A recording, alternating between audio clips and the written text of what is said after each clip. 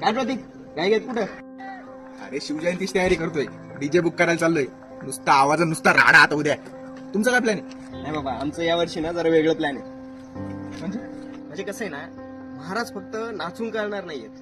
हे बघ, महाराज जर फक्त नाचून कळले असते ना, तर आपण गल्लोगल्ली नाही, घरोघरी डीजे लावले असते. महाराज नाचून नाही रे, तर वाचून कळणार. म्हणजे नेमकं म्हणायचं काय तुला? हे बघ, मला काय वाटतं की शिवजयंतीला आपण महाराजांवरील व्याख्यानं आयोजित केली पाहिजे. डीजेवरती महाराजांचे पोवाडे सुद्धा वाजले पाहिजे.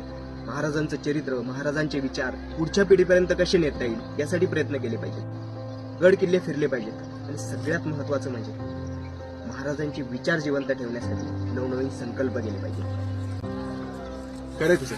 मग या शिवजयंतीला काय संकल्प करणार? नाचण्याचा? वाचण्याचा. थांब, तुझ्यासाठी एक गोष्ट आणली. काय?